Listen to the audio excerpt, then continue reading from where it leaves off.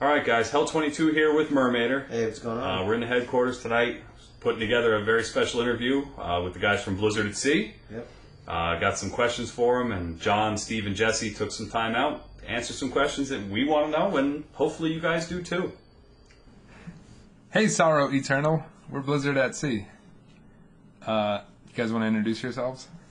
Yeah, I'm Steve. I play the guitar and also do some vocals. I'm Jesse. I'm on bass and vocals as well. My name's John. I play the drums and a couple of vocals too. Jesse's got a cold today. He's nostrils are full of toilet paper. All right. Thanks for asking us to do this interview, by the way. We're very flattered by your review. You guys want to say thank you? Yeah, Thank thank you. you very much. You guys are the best. In the span of a year, you guys assembled your lineup, you put out a demo, and then you released in variants. How did you manage to cram all of the writing, rehearsing, and live gigs into such a short span? I mean, as far as writing goes, like, Steve, didn't that kind of actually go back about 10 years or so? Yeah, there's How long have you been writing these riffs?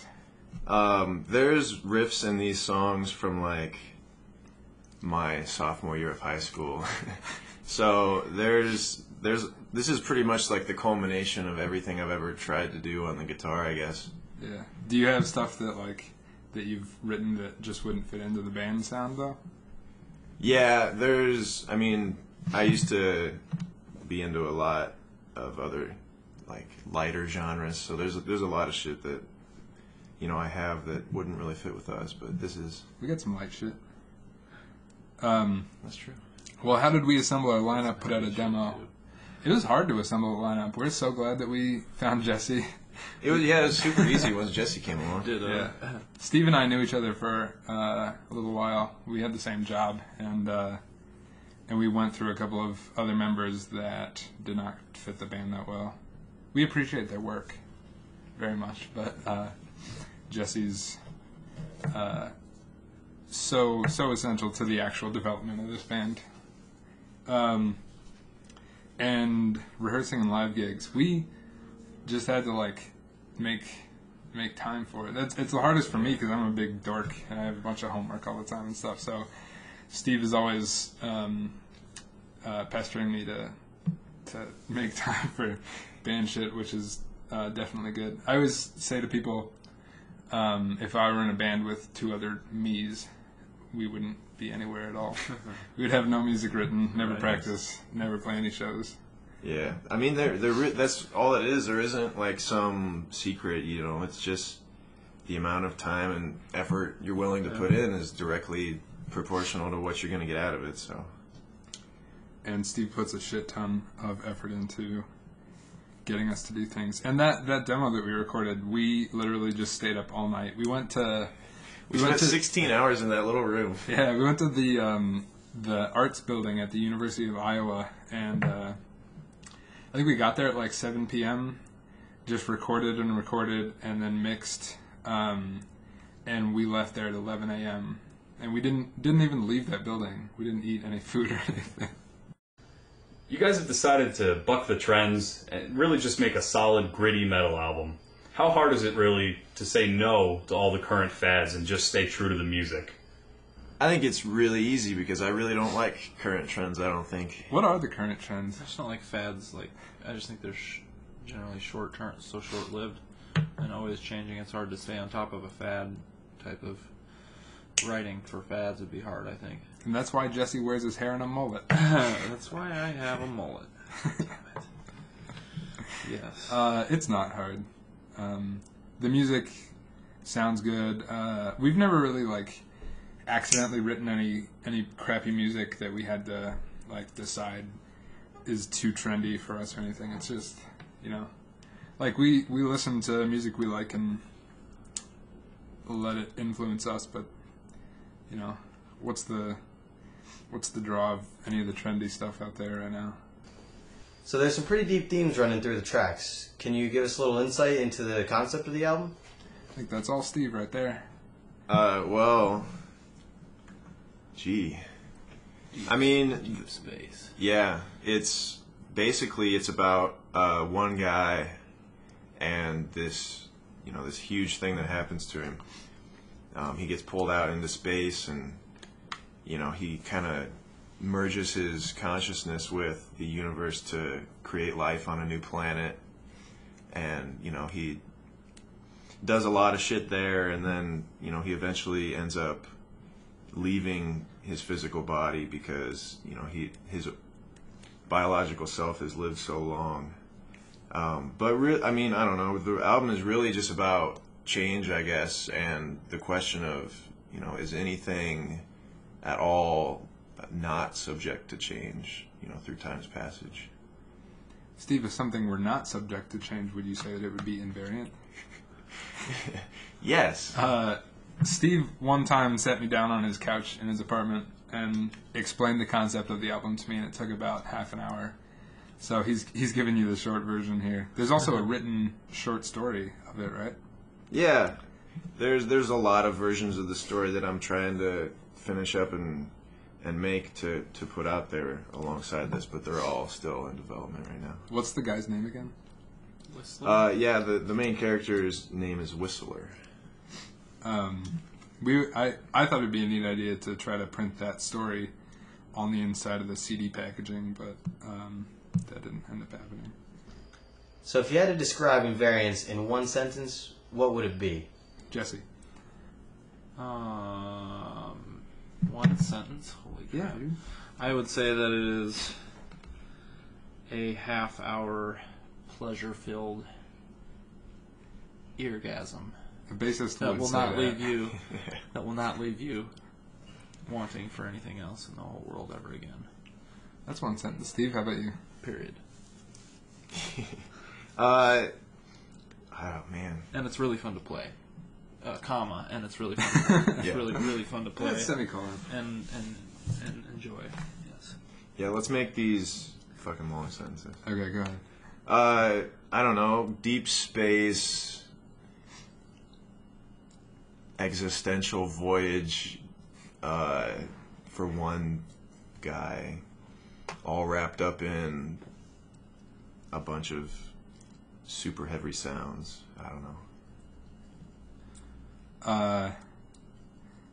I should have been thinking about my sentence. It's tough. It's hard to describe. No, you guys stole my sentences. I think of it as the music that I've been playing that's been like keeping the creative part of my life alive for the last year. Because like it's so familiar now that I don't know. It's a weird expression of that side of me that we just play over and over. And I agree with Jesse. It's fun. Your style seems to be a mix of sludge, post-metal, and real obvious progressive elements. What bands or artists influenced the overall sound of the band, and what inspired each of you to play music in the first place? Well, I would say there's definite, sounds of Mastodon, ISIS, Baroness. The stuff people have been telling us, I guess, is the stuff that it really does kind of resemble. Yeah, I'd say like when you guys say that the one band that we're most really into is Baroness. Oh yeah. Yeah. Like we take influence from them in many more ways than just musical style or songwriting. They're a great band. I think their philosophies too, the way Yeah. they look at themselves and their music and what they're doing, I really agree with too. Exactly. And yeah, I've been a big fan of ISIS for a long time. We hear that we're similar to ISIS, but I didn't write any guitar riffs. I actually had never listened to any ISIS before people started telling us that we were like that. Yeah, they're definitely. I like them now that I've listened to them. I bet if like I came in with like quicker, more up tempo or more notes in the drum beats, it wouldn't be as much like ISIS. Plus, I feel like a lot of bands have an extra dimension to work with a second guitarist or a synth of some sort to add sound, and we kind of don't have any of that. We achieve the sound without having that fourth person or extra band member to to make it. It'd be a come lot across harder the to way. be in a band with another person. It was hard back when we had a second guitarist. That was a lot of work. And what inspired each of you to play music in the first place? I just always liked playing music, growing up, either singing or playing instruments of various sorts. I was And now born bass. playing. Bass is sweet. Steve's dad recently told me that he got him to play guitar because he said that chicks dig it. Probably. course. How old were you, Steve? I started playing like 15. And back then it was like all punk stuff, like Offspring, that I was really into and wanted to play. Yeah. I started playing the drums around like age 13, 12 or 13, and I was a big Primus fan, and the drummer Tim Alexander of Primus is still probably one of my biggest influences, even though I don't really listen to them all that much anymore. I don't know. I like all the. There's a lot of good stuff out right now that's, I think, inspirational, anyways, as far as music to play. We all know that metal musicians have a wide variety of musical interests. You don't always just listen to metal. So what bands, singers, rappers, crooners, and artists have you guys been listening to lately? I've been listening to, let's see, certainly Intronaut, Animals as Leaders. I'm still listening to plenty of Baroness, and there's a cat somewhere. Yeah. I listen to a lot of different types of music too. I don't know, like definitely Skeleton Witch and The Contortionist. Just anything with progressive elements. I usually like Rush. I listen to a lot of Rush, and always love Rush. How about you, Steve? Yeah, I suppose lately I've been listening to, a lot of Mastodon and Baroness, obviously, but I've also been super into bands like Crystal Castles and Adventure recently, and of course, for years I've been obsessed with Andrew WK. His music and the way he, his philosophy on things too. And I'd say, he's probably a huge influence on my music and the way I view it. I think that's why we're such an active band, is because Steve just never stops because of Andrew WK. Party in every way. Exactly. There's a million bands though that I can't even begin to name the bands that I listen to. Cloud Kicker lately. Cloud Kicker. Yeah, we all love Buckethead. Cloud Kicker. Yeah, Pelican, Buckethead, The Knife. Coldplay, a lot of Coldplay really shows through in our music. Creed. Sorry. I haven't even given my serious answers yet. I like Genghis Tron a whole lot. Those guys are an amazing little band. Outside of the metal genre, I really enjoy Lily Allen. That's not a joke answer. I like her. I'm trying to think. Stuff that Trevor Dunn does. Trevor Dunn was the bassist from Mr. Bungle, and he's in a bunch of new stuff like jazz. He has a rock band called Mad Love. Similarly, a guy named R. Loren, who has just a bunch of weird bands called like The Body and Pyramids. Pyramids is like a kind of ambient electronic stuff. They're all really good. I think that's about it.